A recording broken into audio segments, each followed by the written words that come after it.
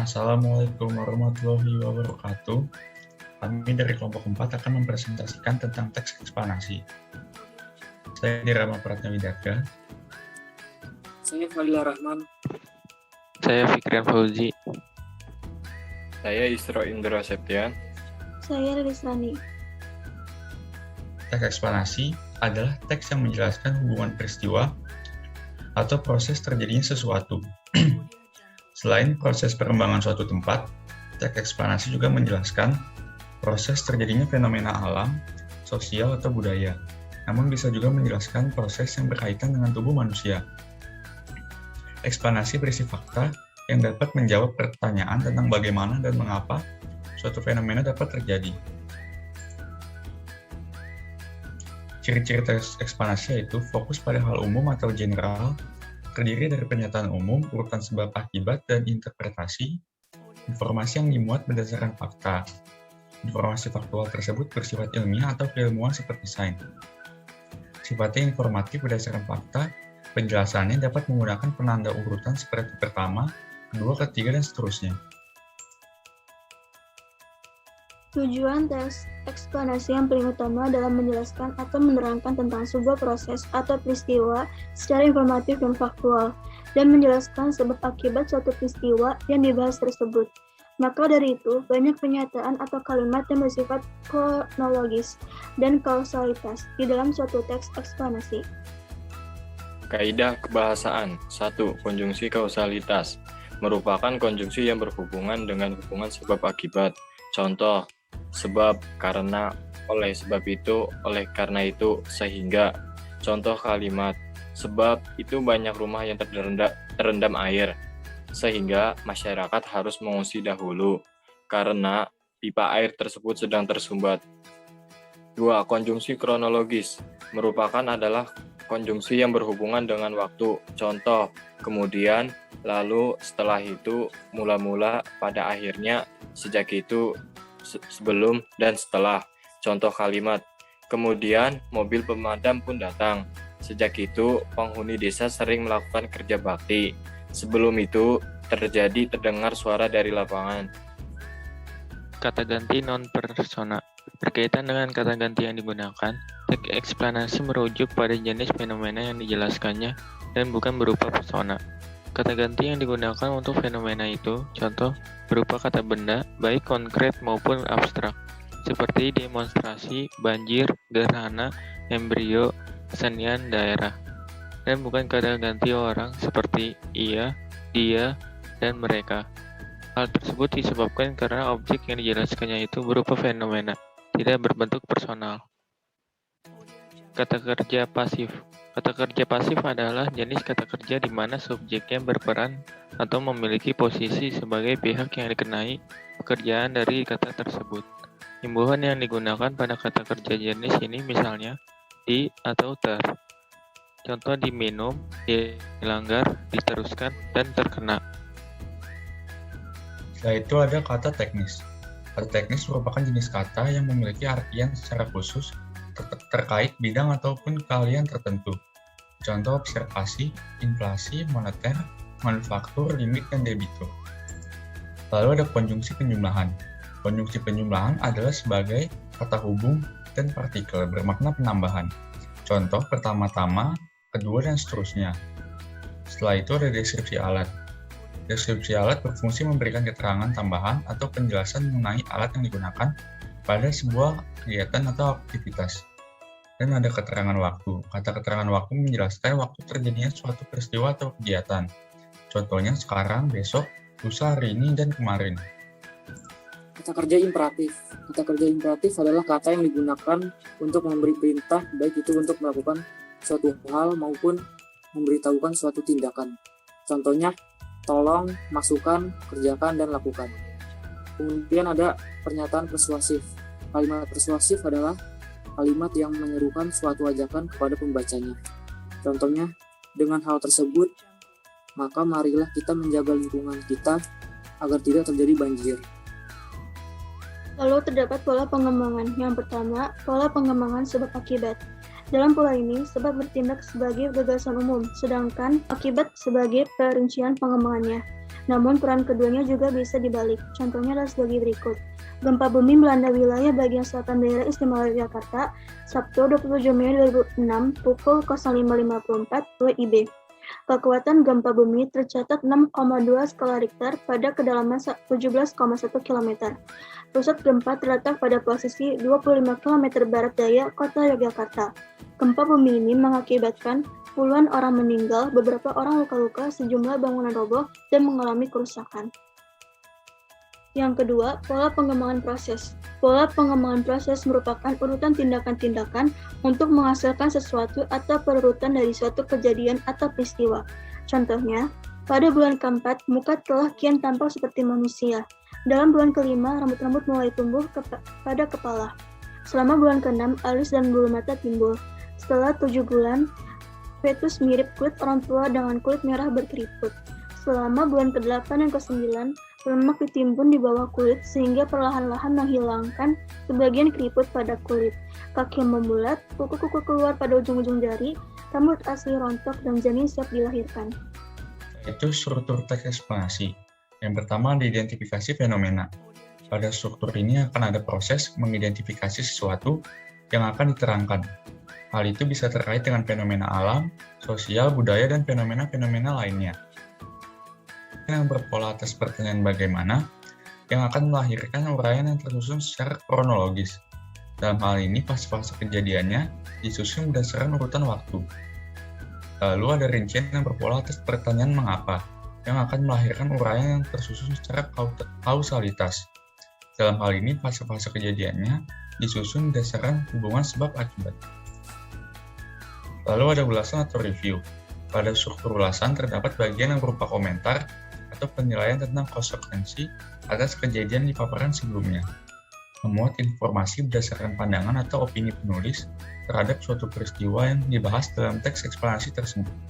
Yang pertama ada contoh analisa teks yang berjudul Tanah Longsor. Untuk paragraf pertama, longsor adalah sebuah peristiwa di mana terjadinya gerakan tanah, atau biasa disebut geologi yang terjadi karena adanya pergerakan massa batuan atau tanah dengan berbagai tipe dan jenis, seperti jatuhnya bebatuan atau gumpalan besar tanah. Tanah longsor atau amblas secara garis besar bisa terjadi karena dua faktor, yaitu faktor pendorong dan pemicu. Faktor pendorong merupakan faktor yang mempengaruhi kondisi material sendiri, sedangkan faktor pemicu adalah faktor penyebab pergerakan material tersebut. Untuk analisa paragraf pertama, paragraf tersebut merupakan identifikasi fenomena, karena menjelaskan mengenai fenomena tanah longsor secara umum. Dan sudah terdapat kalimat dengan konjungsi kausalitas, yaitu karena dengan kalimat tanah longsor atau amblas secara garis besar bisa terjadi karena dua faktor, yaitu faktor pendorong dan pemicu. Lalu longsor adalah sebuah peristiwa di mana terjadinya gerakan tanah atau biasa disebut geologi yang terjadi karena adanya pergerakan massa batuan atau tanah dengan berbagai tipe dan jenis, seperti jatuhnya bebatuan atau gumpalan besar tanah. Paragraf 2. Sekarang di Indonesia sendiri, peristiwa ini hampir sering terjadi. Kebanyakan disebabkan oleh gempa sehingga menggerakkan lempeng di bawah tanah, lalu mengakibatkan elemen atau lempeng bawah permukaan menjadi tergeser sehingga menimbulkan pecahan dan terjadinya longsor.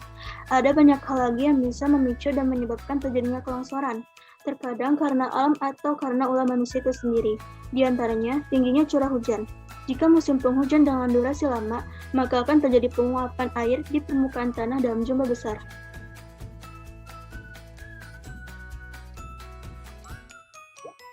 Paragraf 3. Setelah penguapan, maka akan muncul pori-pori atau rongga tanah. Kemudian terjadi fetakan di permukaan. Saat hujan air akan menyusup ke bagian yang retak, lalu air akan masuk sehingga terakumulasi di bagian dasar lereng. Pada akhirnya menimbulkan gerakan lateral, kemudian terjadilah longsor. Untuk pencegahan terjadinya longsor bisa dengan menggunakan pohon, karena akar pohon akan banyak membantu dengan cara menyerap air hujan sehingga bisa diminimalisir. Contoh analisa teks pada paragraf 2 dan 3. Paragraf 2 dan 3 merupakan rangkaian kejadian. Hal tersebut dapat ditandai dengan adanya rincian proses kejadian yang relevan dengan fenomena yang diterangkan. Terdapat kalimat dengan konjungsi kausalitas. Yang pertama, kata sehingga. Dalam kalimat, kebanyakan disebabkan oleh gempa sehingga menggerakkan lempeng bawah tanah. Yang kedua, kata karena. Dalam kalimat, terkadang karena alam atau karena ulah manusia itu sendiri. Yang ketiga, kata sehingga. Dalam kalimat, saat hujan air akan menyusup ke bagian letak, lalu air akan masuk sehingga terakumulasi di bagian dasar lereng. Lalu yang keempat, karena dan sehingga, yaitu pada kalimat, karena akar pohon akan banyak membantu dengan cara menyerap air hujan sehingga bisa diminimalisir. Terdapat kalimat dengan konjungsi kronologis. Yang pertama, kata lalu. Dengan kalimat lalu mengakibatkan elemen atau lempeng bawah permukaan menjadi tergeser sehingga menimbulkan pecahan dan terjadinya longsor. Lalu yang kedua, kata setelah. Dalam kalimat, setelah penguapan maka akan muncul pori-pori atau rongga tanah. Lalu yang ketiga, kemudian. Yaitu kemudian terjadi retakan di permukaan. Saat hujan air akan menyusup ke bagian letak, lalu air akan masuk sehingga terakumulasi di bagian dasar lereng. Lalu keempat, itu pada kata pada akhirnya dan kemudian, yaitu pada akhirnya menimbulkan gerakan lateral, kemudian terjadilah longsor. Paragraf keempat, pembahasan di atas adalah beberapa penyebab terjadinya kelongsoran. Akibat dari bencana ini, tentu pada akhirnya tidak sedikit kerugian. Yang paling parah adalah korban jiwa. Selain itu, kerugian materi seperti kehilangan rumah, tanah, harta benda yang harus direlakan karena tertimbun oleh longsor. Sangat jarang orang dalam longsor bisa diselamatkan karena kecepatan tanah longsor yang cepat. Selain itu, setelah kejadian pun korban selamat tidak sedikit akan mengalami trauma yang mendalam. Jika terdengar suara gemuruh besar di dekat Anda, maka segeralah lari menuju ke tempat atau wilayah dataran stabil. Jangan pergi ke pinggir tebing atau jurang curam karena itu sangat berbahaya. Contoh analisa teks pada paragraf keempat. Paragraf keempat merupakan bagian teks eksplanasi, yaitu ulasan karena di dalamnya berisi opini dan pembahasan ulang dari sudut pandang penulis. Terdapat kalimat dengan konjungsi kausalitas. 1. Kalimat akibat, yaitu akibat dari bencana ini tentu pada akhirnya tidak sedikit kerugian yang paling parah adalah korban jiwa. 2. Kalimat karena. Selain itu, kerugian materi seperti kehilangan rumah, tanah, harta, benda yang harus direlakan karena tertimbun oleh longsor. 3. Kalimat karena. Sangat jarang orang dalam longsor bisa diselamatkan karena kecepatan tanah longsor yang cepat. Analisa paragraf keempat, terdapat kalimat dengan konjungsi kronologis.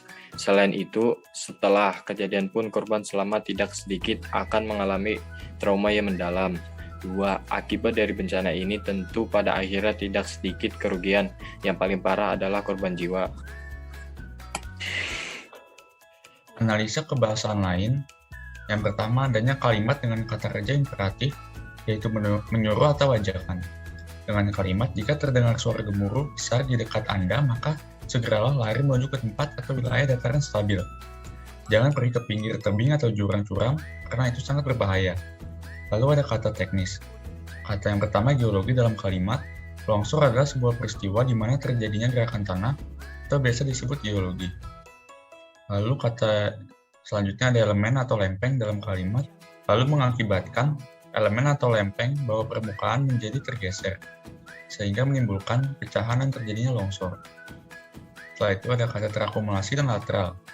Dalam kalimat, saat hujan, air akan menyusup ke bagian yang retak. Lalu air akan masuk sehingga terakumulasi di bagian dasar lereng. Pada akhirnya menimbulkan gerakan lateral, kemudian terjadilah longsor. Setelah itu, terdapat kata ganti yang digunakan untuk fenomenanya berupa kata benda seperti tanah longsor. Lalu, terdapat kata kerja pasif pada teks eksplanasi di atas seperti terakumulasi dalam kalimat, saat hujan air akan menyusup ke bagian yang retak, lalu air akan masuk sehingga terakumulasi di bagian dasar lereng. Lalu kata diselamatkan dalam kalimat, sangat jarang orang dalam longsor bisa diselamatkan karena kecepatan tanah longsor yang cepat. Lalu kata terdengar dalam kalimat, jika terdengar suara gemuruh besar di dekat Anda, maka segeralah lari menuju ke tempat atau wilayah dataran stabil. Lalu kata diminimalisir dalam kalimat, karena akar pohon akan banyak membantu dengan cara menyerap air hujan, sehingga bisa diminimalisir. Lalu menggunakan kata keterangan waktu, seperti sekarang, terkadang, sering, dan jarang. Mungkin sekian presentasi mengenai teks eksplanasi dari kelompok 4. Mohon maaf jika ada salah kata dan sebagainya. Sekian, terima kasih. Wassalamualaikum warahmatullahi wabarakatuh.